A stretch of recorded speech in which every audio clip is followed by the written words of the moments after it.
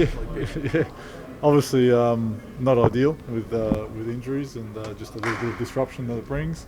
But again, I think this is a great reflection on what we've been trying to do over the last couple of years in terms of having another group playing. Like I say, Cam's been with me in the Sino Challenge Series before. He's gone through that.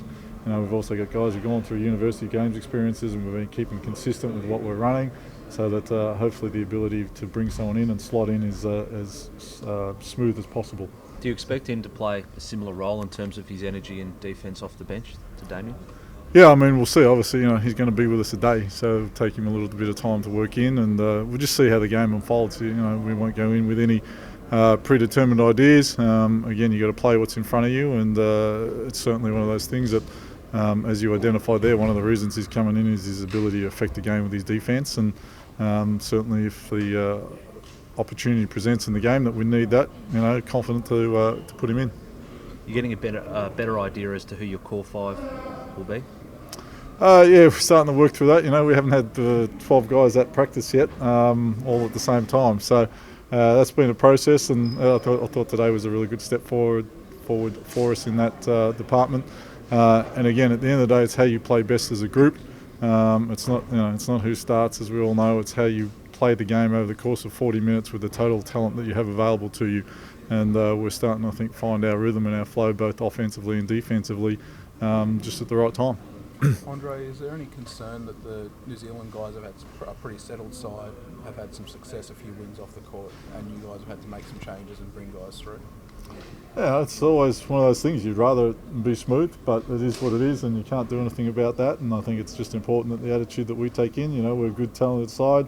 A group has played a lot of basketball together over the course of time, and so again, just watching the group come together, particularly today, you can see they're all just starting to find their rhythm and their chemistry, and we'll take good confidence into the game. New Zealand has been playing well. I'm sure they'll take good confidence into the game, and it should be a good battle. And you brought in Glynn's out of the NBL, Damian Martin's out of the NBL. You seem pretty confident bringing guys in from the National League when you've needed to.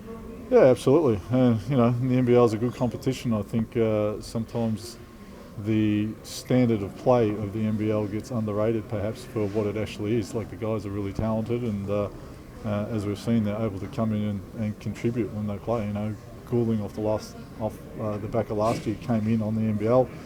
Gibson's in off the NBL, as you're saying. Damo is going to be a contributor. So I think the standard of basketball is actually in Australia is actually really strong. How's Andrew? Obviously, set out again yesterday. How's he tracking with this? Yeah, really well. Again, it's a management situation. He had a long season. He's however old he is now. I'm not even going to guess in case I offend him. But we've managed him really intelligently. I think he had a great day today at practice, and I think he's exactly where he needs to be. How did you make it, Paddy, yesterday, stepping out? Paddy was great, and even better today. Obviously, again, managing him back into competitive basketball.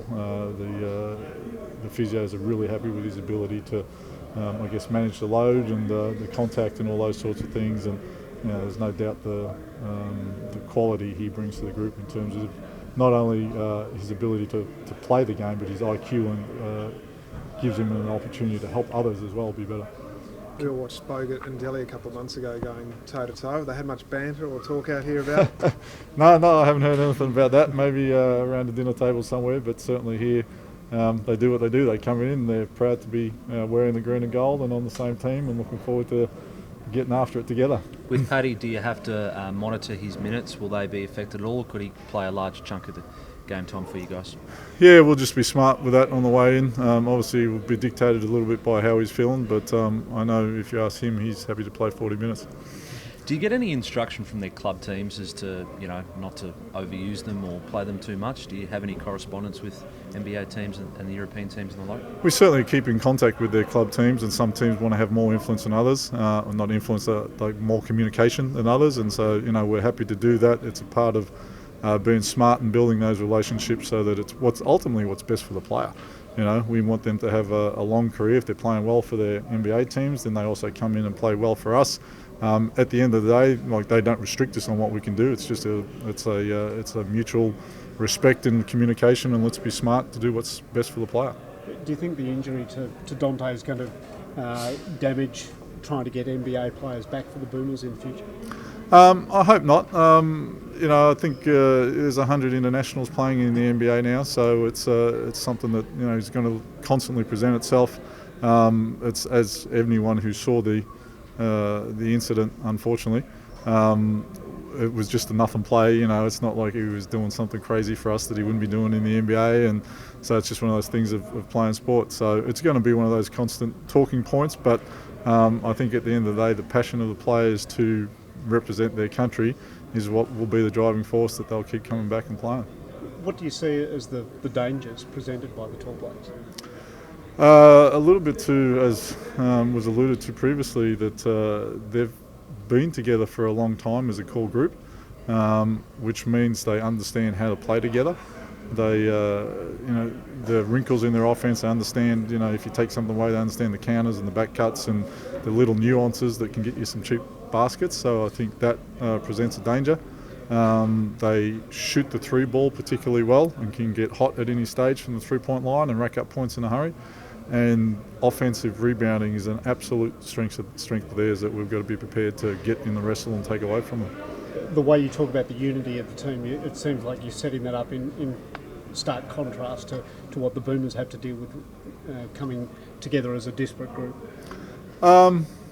No, just in terms of that group plays together as the New Zealand Breakers for a lot of the year. So, they've played together for sort of 8 months. Yes, they add a couple of pieces, but in essence, it's a group that has played a season together, which allows you to develop, I guess, just those understandings of how to make your offense and defense more effective, and you have a little bit of morphic resonance about the way that you play.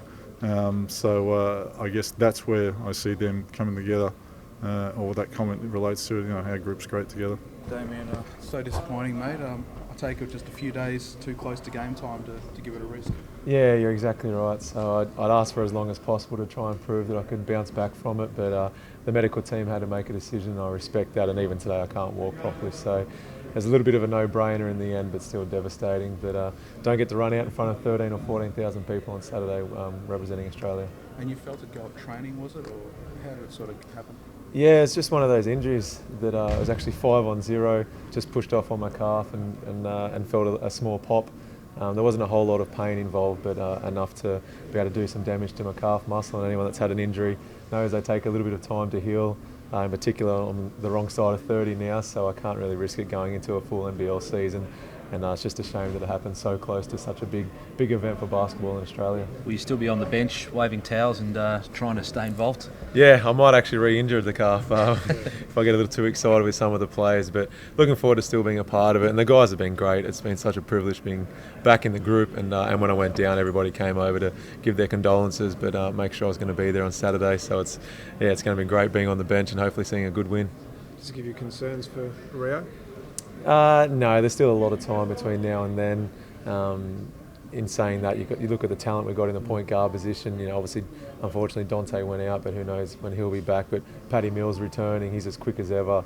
Dellavedova after the season he's had, just to name a couple of the guys. So, yeah, it's nice to be in and amongst it. But I'll take care of my calf and then worry about Rio in about 12 months.